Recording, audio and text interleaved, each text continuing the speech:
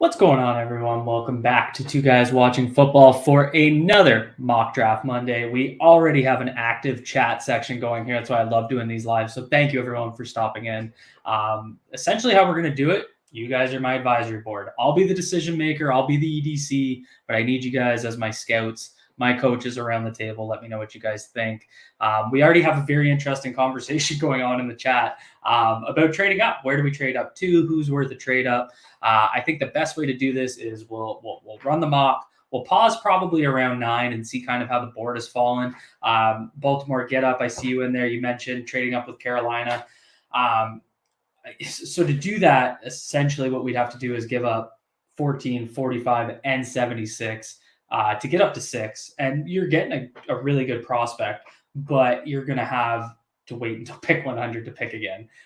So I think if this team was one or two guys, impact guys away from being a true contender, I'd be more into it. Essentially, if we could rely a little bit more on some of the picks from the 2019 and 2020 draft class, I would feel better about that. But I just feel like there's just some bigger needs than we're giving credit for. Like, to give you an example, like say we were going into this season relying on Jalen Ferguson. Like, we could trust that he's going to come in and give you some quality pass rush snaps. If we could rely on Patrick Queen to be a Mike linebacker, we may not need too many.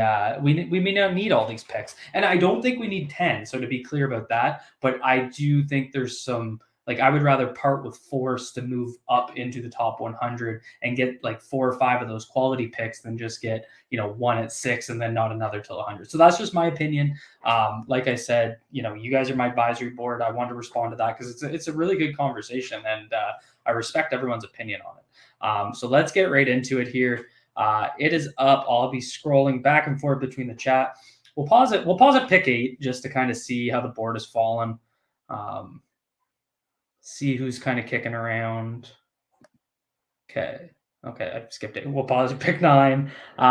So the board has fallen quite interestingly. We got Kayvon Thibodeau, we got Sauce Gardner. I'm going to ask you guys right now, would you trade up to 9 with Seattle to get a guy like Kayvon Thibodeau? If I look really quickly here at the JJ chart while you guys are giving me answers, 1350 JJ points. We need about 250. Basically looking at giving up pick 76 and pick 110 would give us 280, 13. Yeah, that would get it done. 76 and 110 we could probably offer to Seattle to get it done. I'm seeing Tib. Go Tib on.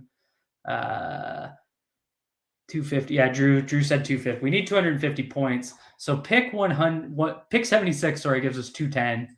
Pick 76, pick 110 gives us 74. That's 200. That's about enough. You could throw in, 141 to kind of make it even. I'm in. Let's trade up for Tib. Why not? This is what I mean. So I don't want to give up all of my top 100 picks, but I'm still more. See, Aiden, I see what you're saying. Wait 1 or 2 more. I would put money down that if I hit resume, he's going 9 to Seattle right now. I've done this so many times and I could never seem to land the trade up for Thibodeau. So let's go over to Seattle. It really is like gambling. So we'll throw in 76 and we'll throw in 110, and that should land us. And I think that matches JJ, so I don't think it's unreasonable. Let's see. Congratulations. There it is. So at number 9, the Baltimore Ravens have traded up for Kayvon Thibodeau. Huge addressing of the edge spot opposite Oweh. I get the point here, and I think Aiden really nailed the other side of this coin. Hold on, let me pause it here. Let's kind of see how the board's falling. Okay, everything's looking pretty normal. I get the point that Aiden's making. This is kind of the other side of the coin. Do you trade up for the one guy that you really like, or do you like enough guys that you might not have to trade up as much? So for me, that pick was all about targeting Oh, wow. Devontae Wyatt's still there. And Perion Winfrey. And Seattle picks twice.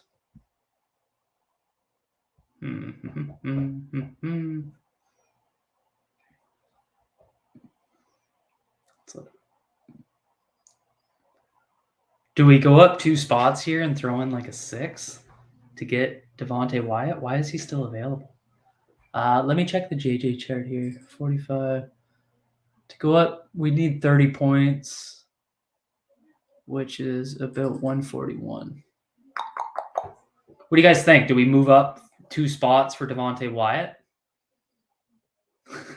do we just completely rebuild this defensive line?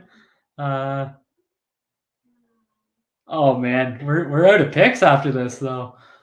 So here's the thing: if we do this, we're sitting here till 100 anyway. Yeah, I don't think he falls either. Get up. I really don't. Yeah, let's get up. Let's get weird about it. I don't know. Usually, sometimes these outcomes are so strange, but what I do like about TDN's simulator is weird stuff like this happens on draft day. This is definitely not what I had in mind for a plan, but I think in 2 picks, Baltimore has completely just changed their defensive line. The fear now is, you can't really hit on one of those upside wide receivers. George Pickens is still there. That just makes me sad. There he goes to the Patriots. That sucks. But now I'm concerned about the left tackle situation. That kind of becomes priority 1. But the defensive line, you just added an impact edge rusher, and you entered Devontae Wyatt at pick 43. Insane value. See, Rasheed Walker just went 70 to the Jags. So we're going to be holding on for dear life here at the offensive line situation. But definitely, this is a different mock draft than anything I've done in the past. Yeah, Aiden, right? Like just a 6th-round pick. Who cares at that point? Donald, all right, no more trade-ups. I'm with you, man. It wasn't on my list of priorities here, but you can't turn down that value. Where are we at here? 96. Okay. Yeah, I don't think we need to be trading up again here. Okay, so here we are at pick 100. Cole Strange sitting there. That's immediately intriguing because what that would do is give you someone that could come in and compete at center, and then it would kick Macario to kind of your backup left tackle situation. We can still try and get a developmental left tackle like Waletzko, like Jones, like Mitchell, like Rosenthal, like Deesh, even Obena Easy. There's quite a few of those guys. I think what Cole Strange would do in this situation is give you that immediate kind of plug and play at center. Sam Williams is sitting there, a guy that I'm really interested in. We don't have pick 110. So again, those trade-ups cost you, right? But you also just got Kayvon Thibodeau. So, I still think double dip at edge if you can, but enter Thibodeau into the situation. You got Thibodeau, Owe, Hayes, Bowser. You're feeling okay about the situation there. So I'm thinking Cole Strange. What are you guys thinking? Definitely Strange. Benito would be fun in this range. I agree. I love Benito there. Really good value, but again, it comes down to what's the cost of that. Corner's a huge concern for obvious reason. Let's filter the corners here real quick. Zion's there. He's definitely an interesting guy. I'm higher on Jobe than the most, but I think I got to go Strange. So the justification for this pick is, yes, you're getting a center, but like I said, I think it moves McCarty back out to kind of your backup worst case scenario left tackle, which I think if you look at his pass protection last year as a right tackle, doesn't leave me as concerned as most people. I think it puts him in a position to succeed. I think he's going to be a better tackle than anything else in the NFL, and I think he proved that last year. The only time he struggled at right tackle last year was when he was hurt. So let's go Cole Strange. Now we're getting real desperate here at corner. Can't feel too great about that. You also lost your picks where you can double up on a position like edge, which hurts a little bit. But like I said, we got such high value on the D line with those first 2 picks that you probably feel okay about it. So let's see who's available here. And then there's Miage just staring at me. So I guess what immediately pops to me is, do you go Miage Sanders, or do you kind of get desperate for a corner? Basically, the top two options I thought that were there were Zion McCollum and Josh Joby. They're both gone. Next on my pecking order would be Kobe Bryant. Let's just double check safety really quick. Yeah, no one's really popping there. So I would say you're basically looking at going Kobe Bryant, which is a little reachier. Maybe he's there at 128. Maybe he's gone. Or you go Miyaje Sander. What do you guys think? Yeah, too bad. I do like Marcus Jones. Penciling in a 4th-round pick over Macari at center is optimistic. It's a fair point. I mean, to be completely accurate, it was a 3rd-round pick. It was pick 100, but point remains. Yes, you'd be starting a day 1 3rd-rounder. I'm just that high on Cole Strange. I'd take Sanders, Kobe. More edges and good corners available. Yeah, I think I'm just too worried. Like a guy like Kobe goes, and then you're really screwed at corner. The names get really kind of ugly here for me. Excuse me. So let's go Kobe Bryant. So this is a good example of where you kind of drafted for need and you didn't so much draft for best player available, which is not normally what the Ravens do, but I felt like it was necessary there. And Miyaje is still there. So I would say it's Miyaje again versus a Max Mitchell, a Braxton Jones. Love these later left tackles. So I'm thinking Sanders. You guys agree? Do we go Sanders here and get a real good value? I'm just going to respond to Colin. I love Strange. I just think McCarty starts most likely, and perhaps Strange ends up starting after some injuries occur. That's a fair point, Colin. And that's the thing. Like, I don't want to sit here and be like, you just drafted a 3rd-round center. He's guaranteed to start. So I appreciate what you mean there. I guess the way I would look at it is if we entered preseason and Ronnie Stanley can't play and we're playing preseason game 1, I do think when you look in the context of your best starting 5, it's probably going to be moving Macari to left tackle and Strange in there at center. But I appreciate your point. Anytime you're penciling in 3rd-round starters, you're definitely reaching a little bit there. And I'm seeing Miyaje. Yeah, Miyaje made it, so that's fine. So yeah, let's go Miyaje Sanders there. And then 139, I'm going to be looking at one of these developmental left tackles. I actually want to hold on to 196. I'm not interested in trading up, though we could have there for a left tackle. Based on what names you guys are seeing, are you guys good with the left tackle here? Did Max Mitchell make it? Because if he did, then Max Mitchell is there. He's my number 1 on the board. I do like some of these other guys. But Max Mitchell's number 1 for me. Let me just show you guys the full board so I can get your opinion on it. I'm leaning Max Mitchell, but Jelani Woods is there. Damon Pierce, Okonkwo's there. What do you guys think between Jelani Woods and going with Max Mitchell?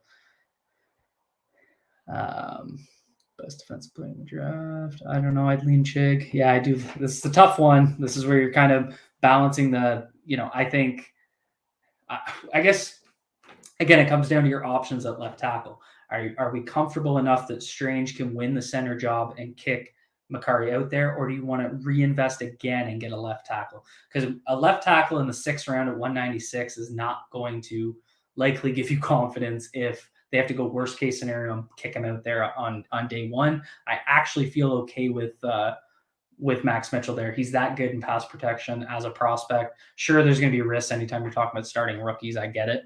I'm seeing some Max Mitchell. I'm seeing some Jelani Woods. We need a weapon offensively. It's a good point. Yeah, Powers is gone as far as I'm concerned. I don't think he has much of a shot to make the team unless there's injuries. Yeah, I don't think Boykin kind of kicks around either. This is a tough one. This is a real tough one. I'm gonna go with Jelani Woods. Kind of went against my own advice there. We're just gonna have to hope that things go right at left tackle. That'd be my biggest criticism of this draft. But we didn't get a wide receiver. I think Jelani Woods can really become a true weapon. I think he's that good. He reminds me a little bit of that 3rd tight end role that Hayden Hurst could do that the Ravens have really missed. They tried to find in Josh Oliver. It didn't work out. But the concern through these picks is your left tackle situation if Stanley can't get right. pretty much anytime you do a trade up, I find like I leave the draft feeling like I missed something that I wanted to get. And now it's going to be running back because we're probably going to go offensive tackle if someone's there here at 196. But it's tough. That's kind of the risk of trading up. Even when you start with 10 picks, you just can't hit. And that's what I meant with I don't want to trade all of my picks to get up there with Carolina because you're left not filling some of these other holes. But I feel like we made big additions to the pass rush. I feel really good about the center position. I'm that high on Cole Strange. So there's some positives to take away here. So let's take a look at the board. Love Jeff Gunter too, but we don't need pretty much all of the options for left tackles are gone. So this is, let me just double check that no one got misplaced in So this is kind of your worst case scenario for the left tackle situation. I think the only guy left that I think makes sense for the Ravens, it's kind of a tie between Lowe from Illinois and Stuber from Michigan. Stuber was a left tackle or right tackle at Michigan, but played some center and guard at the Senior Bowl. Big body. Myron Cunningham from Arkansas is an interesting guy. Hasn't gotten a lot of buzz. I actually was a little bit higher on him than most. So again, I'm looking for a guy to be a true left tackle, someone that's going to have to develop. What do you guys think? And let's check here. Yeah, Lowe is available. You can see double dip at corner, but I get what you guys are saying, but kind of like Michael Wright this late, just he's kind of that true slot corner guy that could fit in. Kalen Barnes could make sense. Let me go back to the big board. You guys let me know what you think, and we'll wrap this one up. It is ugly. Dennis is right. I'm with Dennis. I actually like Myron Cunningham too. I think I'm going to go with the offensive tackle just because what I could do is draft a fullback and then really get everyone ramped up. You got your one pick left. Go with the fullback instead of the tackle. Feels a little 2021-ish. I'm going to go with Myron Cunningham at Arkansas. I think he's a good scheme fit. It's a guy that I could kind of bet on you're picking a tackle in the 6th round. You're really looking for someone to develop. Yeah, it was ugly, guys. So let me pan over here to our picks. We'll summarize this real quick. So we traded up. We got Kayvon Thibodeau. We traded up. We got Devontae Wyatt. I feel very strongly we have a very good defensive line in Baltimore all of a sudden. 2 pro-ready guys that I think can make an impact year one. I think both guys contribute to that 4-man pass rush idea that we all want to see. We turn around. We get into center and Cole Strange. We add Kobe Bryant at corner. We're desperate for corners now. Hopefully we're signing 1 or 2 free agents. You add Miaje Sanders into that edge group. I think your defensive line suddenly becomes a real strength of your team. And then rounded out with Jelani Woods, a weapon out of Virginia, and Myron Cunningham from Arkansas. So this is less depth. Definitely not kind of the big haul that you're used to seeing, but there's a lot of high profile guys here. Like I said, I really think we changed the defensive line in Baltimore, which has to be a priority. It's really about If Baltimore get up kind of here, let me share that. Left tackle, puke face. It's tough. It's basically what the plan is you're hoping Cole Strange is ready to go week 1, and that kicks Makari out to your backup plan at left tackle. And like I said, I just feel like personally he showed me enough as a right tackle that there's not really many reasons that he can't do it. But I think you really got good value. I think you got some immediate impact players. I think there were enough holes filled to feel good about it. The only spot that I'm left feeling about is left tackle. So that's the draft. I absolutely love the D-line rebuild here. Love Cole Strange, love Kobe Bryant, love his skill set. Tight end 3 in there, gets another weapon, and then Myron Cunningham. So let me know what you guys think. Hit me with a grade. Love doing these live mocks. We'll be back next week doing the same thing. I'm going to do these the next 2 weeks, or next 2 weeks after this one, before the draft. Love doing them with you guys. Appreciate. Brian Ross, I will address this. Makari is not a right tackle. Why? What was there ever a time last year when he was at right tackle that you felt he was a liability in the game? There's one game I can think of where he didn't play well, and that was against the Steelers when he was playing on a hobbled ankle. Other than that, he just wasn't bad. Like, I don't know what to tell you guys. He's great in pass protection. If your priority is protecting Lamar Jackson, Makari can do it. No one can point me to tape of him being a liability in pass protection. So I don't get it. Like, it just doesn't make sense. He's not your prototypical sized tackle. So I think that's part of it. He doesn't have the long arms. He's an absolute battler out there. And he proved it. He proved it over enough games where I feel good about him as an offensive tackle. Makari's a tackle. It just is what it is. Appreciate it, Baltimore. Get up overall A grade. Like I said, we'll be back here next week. We'll do this all again. Be good to yourselves. Be good to each other. Peace out, everyone.